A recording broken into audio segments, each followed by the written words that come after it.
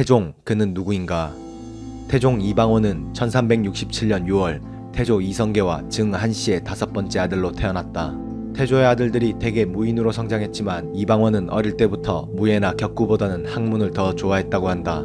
1382년 진사시에 합격하였고 1383년 문과에 병과 7등으로 급제하였는데 급제하였을 당시 아버지 이성계와 어머니 한씨가 매우 기뻐하였다. 그의 아버지 이성계가 위화도 회군을 일으키자 가솔들과 함께 동북면으로 피신했으며 아버지를 도와 고려 왕조 유지 세력을 제거하였다. 특히 부하인 조영무와 함께 정몽주 제거 계획을 세운다. 1391년 그의 어머니인 신해왕후 한씨가 사망하자 개성군 상도리에 장사하고 심요살이를 하였다. 1392년 3월 아버지 이성계가 황주에서 사냥을 하다가 말에서 굴러떨어져 부상을 당했다. 이성계는 병을 핑계로 은신했는데 어머니 신의왕후 한씨의 상으로 경기도 영평에서 심요살이 중이던 이방원은 계모 신덕왕후 강씨의 급한 부름으로 개경의 집으로 되돌아왔다.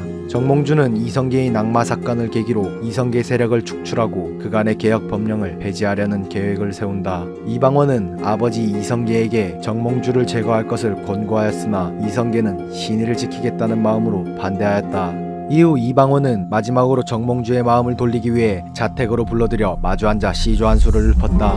이때 정몽주와 이방원이 주고받은 시조가 바로 하여가와 단심가이다. 이방원은 하여가로 서로 사이좋게 지내 새로운 왕조를 창업하는 일에 동참하는 것이 어떠하겠냐는 내용이었다. 정몽주는 이에 단심가로 그의 요청을 거부하였다. 결국 정몽주는 결코 회유할 수 없는 인물이라고 결론을 내린 이방원은 무사를 보내 제거할 것을 지시하였고 결국 선주교에서 정몽주를 타살하였다. 정몽주가 죽은 후에 이 자리에서 대나무가 솟았다고 하여 선주교라 부르게 되었다. 정몽주 등을 제거함으로써 이성계를 중심으로 한 신진 세력의 기반을 굳건하게 하여 새로운 왕조인 조선을 세우는 데 큰 공을 세웠다. 1392년 이성계가 태조로 등극함에 따라 이방원은 정한군에 봉해졌다. 원래 장자로 왕세자를 세워야 하는 것이 원칙이나 조선 개국에 회의적이었던 태조의 장남인 진안대군 방우를 제치고 신하들은 가장 유능한 왕자를 세자로 세우라고 주청을 올렸다. 개국의 공로를 따지면 이방원이 태조의 아들 중 가장 많은 공을 세웠으나 정도전은 이방원이 왕위에 오르면 신권을 주장하는 자기들을 제거할까 두려워 결국 왕세자로 태조의 막내 아들이자 신덕왕후 강씨 소생인 방석을 선택하였다. 이방원은 1398년에 태조가 와병 중임을 틈타 개국 공신들과 이복 동생인 무한대군 방번, 세자 방석 등을 살해하고 정권을 장악하였다. 이것을 제1차 왕자의 난이라 한다. 제1차 왕자의 난이 있은 후 얼마 안가 태조는 권력에 대한 회의를 느끼고 영안군 방과에게 보위를 물려주고 함흥으로 떠났다. 왕위를 물려받은 태조의 둘째 아들 방과가 바로 조선의 두 번째 왕 정종이다. 하지만 형제들 간에 다시 한번 분란이 발생하는데 이방원의 넷째 형인 회안대군 방간이 박포의 꼬드김에 넘어가 왕위에 오를 목적으로 1400년에 제2차 왕자의 난을 일으켰다. 이방원은 쉽게 이 난을 진압하고 왕위에 한 걸음 더 다가가게 되었다. 이후 박포 등을 처형하고 방간부자를 황해도 토산으로 귀양 보냈다. 그리고 그해 11월 정종에게서 양위를 받아 조선의 제3대 왕으로 즉위하였다. 태종은 조선 초기의 혼란을 종식시키기 위해 관제개혁을 통한 왕권 강화, 유교 정치에 온 힘을 쏟았다. 중앙제도와 지방제도를 새로이 정비하여 고려의 잔재를 완전히 없애고 군사제도를 정비하여 국방력을 강화했다. 토지제도와 조세제도의 정비를 통하여 국가의 재정을 안정시켜 나갔다. 사병혁파는 정도전 일파 등이 사병을 거느린 것에 위기의식을 느꼈던 것 때문인데 사병혁파로 고려 이래 각 지역의 실권자들이 개인적으로 거느리는 사병조직은 사라졌으며 이들은 농부가 되거나 군역에 편입되었다. 태종은 육조 직계제를 통해 의정부와 육조 관료들이 왕에게 직속되어 정무를 다스리도록 하였다. 그가 이렇게 관료들을 잘 제어할 수 있었던 것은 그가 고려 말기에 10년간 과거에 급제하여 관리로 지낸 적이 있었기에 관료들이 어떤 말을 하고 무슨 행동을 하는지 잘 알았기 때문이다. 태종은 1402년 백성의 억울한 사정을 직접 풀어주기 위해 신문고를 설치하고 수도를 한양으로 다시 옮기는 등 국가 전반에 걸쳐 대대적인 개혁을 단행했다. 주자소를 세워 동활자를 제작했고 호포를 폐지하고 저하를 발행했다.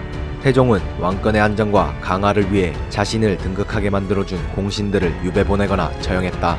이러한 태종의 노력이 바탕이 되어 당대와 다음인 세종 때에는 조선이 정치적 안정과 문화적, 군사적 발전을 이루게 될 수 있었다.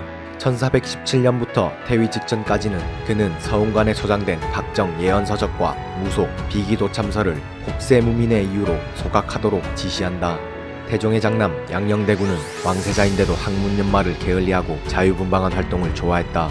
양녕의 스승 개성군은 태종을 찾아와 수업에 불과함을 알렸다.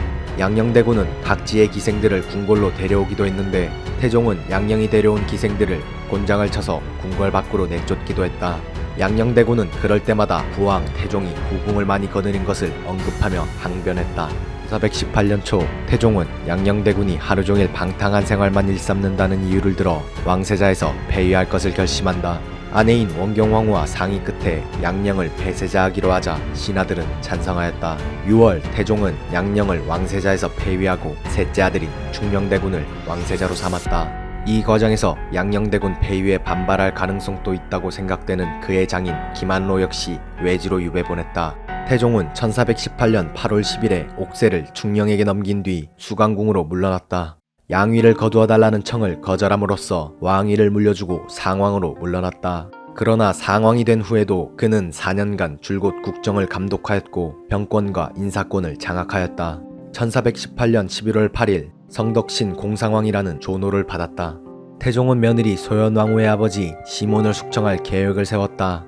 병조참판 강상인이 정무를 자신에게 보고하지 않고 사위인 세종에게 보고한 것을 빌미삼아 그를 제거할 계획을 세웠고 시몬을 영의정부사에 임명한 뒤 명나라의 사신으로 보냈다. 그는 국문을 친히 주관하며 강상인에게서 시몬의 이름이 거론되게 하였고 시몬이 돌아오기 전 강상인과 심정, 박습, 이관 등을 처형한다. 대질신문할 용의자나 증인도 없는 상태에서 시몬은 왕명으로 사약을 마시게 하여 죽게 하였다. 1421년 9월 7일 의정부에서 이미 상왕이었던 태종의 휘호를 올릴 것을 청하여 개국의 공을 인정받아 태상왕으로 진봉되어 9월 12일 성덕신 공태상왕으로 존숭되었다. 7개월 후인 1422년 4월 날씨도 화창하여 세종과 함께 철원의 고석정 근처에서 사냥을 하여 노루, 멧돼지 한 마리씩 잡았고 또 22일에는 다시 세종과 동교에서 매사냥을 하다가 낙천정에서 쉬기도 하였는데 이날 태종은 황궁하였다가 자리에 눕게 되었다. 그리고 보름이 넘게 병석에 있다가 56세에 사망하였다.